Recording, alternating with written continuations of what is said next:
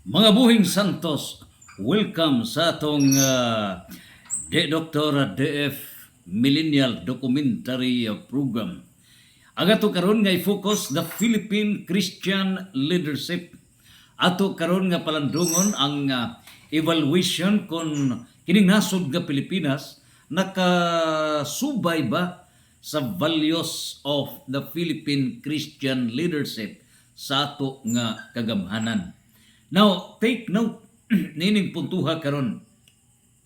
Posible ba, moabot ba ang panahon nga ang muhari gyud ni ining kalibutan, ang muhari gyud sa atong kagamhanan, mauna ang atong Ginoo, siya gyud mismo may muhari. Pinaagi sa iyang mga tao, mga buhing santos. Would it be realized? Matuman ba kana?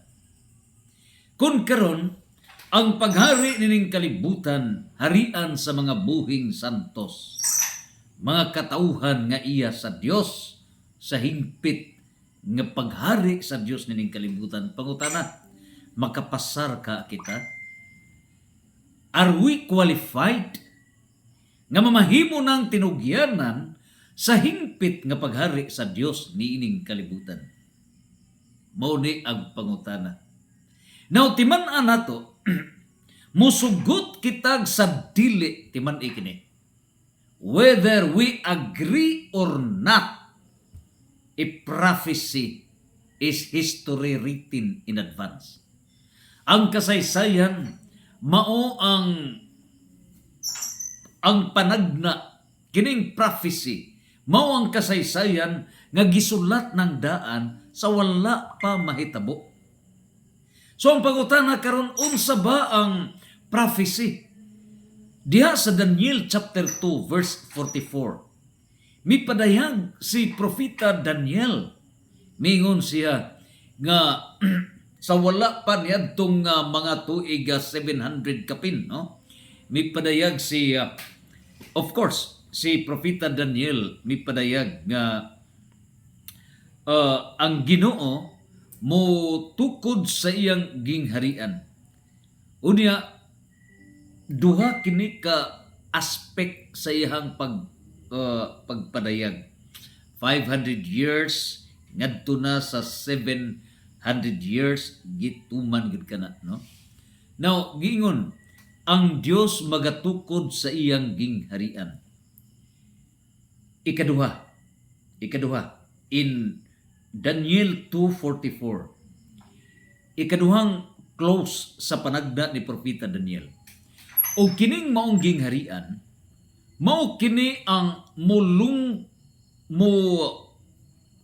unsay mahitabo. Ang mga existing gingharian nining kalibutan lumpagon kini. In other words, ang mga existing nga mga gingharian nining kalibutan referring to the governments, mahiusa kini sa gingharian nga tukuron sa Dios. So arita sa first clause sa Daniel 2:44 nagaingon, ang Dios magatukod sa iyang gingharian. Pangutana, natuman ba ni? Yes, natuman ka na. So, kinsa ba nituman? Si Kristo mismo. Mateo 16:18-19. Gitukod ni Kristo ang iyang gingharian. Karon ang pangutana, unsa ba kining iyang gingharian? It is the church. So kining church, is it equal to the kingdom of God? No. The church is not equal to the kingdom of God. But it is the foundation, the seed, and the beginning of the kingdom of God. So kining simbahan nga gitukod sa Dios, mao kini ang sinugdanan, mao kini ang binhi, mao kini ang liso sa kahingpitan sa gingharian sa Dios nining kalibutan. The church which Christ has established is the starting point for God's kingdom on earth. So, natuman ang first clause sa Daniel, unang haom sa Daniel 2:44 nga gitukod sa Dios. And since Christ is God, atensyon, Iglesia ni Cristo, diha gipamatud-an nga si Kristo Dios, nga siya mismo mo'y mitukod sa iyang gingharian, and that is the church. And the church, ang simbahan, dili equivalent nga mauna ang gingharian, kundili siya mo'y sinugdanan sa gingharian sa Dios. Nan karon ang pangutana, kay sinugdanan man kini sa gingharian sa Dios, and it is confirmed in the Catechism of the Catholic Church.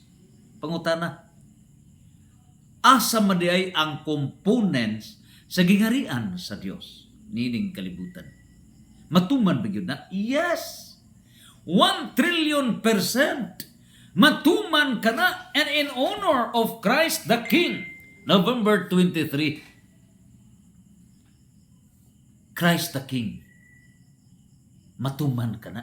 1,000,000,000% beyond reasonable doubt. Matuman ka na. It's not a problem for those who oppose. Dili na problema niya itong dili mo tuo. Goodbye. Goodbye. Ayaw ninyo lurat-lurat ang Ginoo. Kunon sa kabangis ang tao, kunon sa nahitabo sa Cebu, gagikas arag anod. Usa ka na, ngano nga ang Cebu? Nagpasabot ba ang Cebu mo'y masupilon? Not necessarily. Cebu is the center of the Asian Christianity.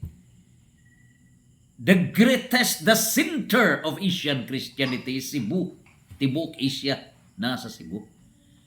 O Cebu mao ang pinakadato nga lalawigan sa tibuok Pilipinas, 82 provinces. The richest is Cebu province. So nining puntuha, labing karaan usab nga lalawigan. So kini maoy gipunting sa Dios ngano tungkol dunay mensahe ang Ginoo sa iyang hingpit nga paghari niining kalibutan, strengthening the province of Cebu. And that's on Philippine Christian Leadership, Hebrew chapter 12 verse 5 to 10. Nanang pangutana karon mao. Nining Philippine Christian Leadership, asa ba ang phase 2, ikaduhang haom diha sa Daniel 2:44? Matuman ba ang giingon nga lumpagon ang mga gingharian nining kalibutan? Yes. In other words, ang 195 states of the world, tibuok kalibutan, higupon kini sa simbahan nga mao ang punuan sa gingharian sa Dios. Matuman ka na, 1,000,000,000% matuman ka na. And so, nasugdan na ba kini? Yes. Ang Roman Empire nga mao'y pinakangilngig, pinakabangis sa tanang mga gingharian, nalumpag na. Niyan ang simbahan nga gitukod sa Dios. O niyan ang puntuha, gipamatud-an ka na. The Roman Empire was conquered by the church, which is the foundation of the kingdom of God. O gumikan pagpamatuod nga nalumpag ang labing bangis nga gingharian niining kalibutan. Mao na nga gitawag og Roman Catholic Church. The Roman Empire, the name Roman Empire converted Roma 12:21. Mao na nga Roman Catholic Church to prove nga ang kinakabangisan nga kagamhanan sa kalibutan na lumpag. Niyanak maong simbahan nga mao'y punuan the seed of the kingdom of God. Question: ang USA masuod ba sa gingharian sa Dios? Ang Russia, ang China, ang Saudi Arabia, and all other countries of the world, yes, masud ka na sa gingharian sa Dios. And the question, kinsa ba? What nation in the world nga mo'y mulid niini para the 195 states of the world will be absorbed into the fullness of God's kingdom? It is the Philippine nation. Nasod nga Pilipinas ang dunay role niini. Nasod nga Pilipinas. But how could the Philippine nation do it? Ngawa man tamutubo. Ang gobyerno sa Pilipinas jagot sa mga jagot. Grabe pagka hiwi ang nahitabo. Busa nining tanan. Mao ni ang opening salvo. The Philippine Christian leadership is the solution para matuman yun. This is the way. John 14 verse 6. Mao ni dalan kamaturan kinabuhi. Nga matuman gyud kana, musugot kag sa dili, thy will be done. Matthew 6 verse 10. Matuman kana. Busa sa unsa pang paagi, it is centered in Cebu. The center of Philippine Christianity sa Cebu. The center of Asian Christianity sa Pilipinas, and that is centered in Cebu. Pundasyon sa Kristyanismo sa tibuok Asia. Revelation 1 verse 4, gitawagan ang 7 kasimbahan. Diya mismo, 7 kahugpong sa simbahan diya sa Asia. Busa karon mao na ang pagtawag, the Philippine Christian leadership. Nansaon sa bang paagi nga matuman kini? Niya ang dagan. May tabo, the government is an instrument, because in Revelation chapter 4 verse 5, Revelation chapter 5 verse 6, unsay giingon ni San Juan? Nagaingon si San Juan, 7 ka mata sa Dios, 7 eyes of God, the 7 spirits of God. 7 ka espiritu sa Dios, 7 ka mata sa Dios. Wa magpasabot nga ang Ginoo dunay 7 literally 7 ka mata, no. Wala magpasabot nga ang Dios literally dunay 7 ka espiritu. There is only one Holy Spirit. Paano mo sabay gipasabot ni 7 ka mata? Unsa bay gipasabot ngano ba 7 ka na? Nganong 7 ka espiritu? The 7 foundations. 7 ka pundasyon. Sa hingpit nga paghari sa Dios niining kalibutan, the 7 foundations. Ug once mahimo kining 7 ka pundasyon sa hingpit nga paghari sa Dios, the Christian kingdom. That's the Christian leadership. The fullness of God's kingdom. Ug unsa ba ang gipadayag, is the Philippines ready? Is the church in the Philippines ready? Yes. 1991.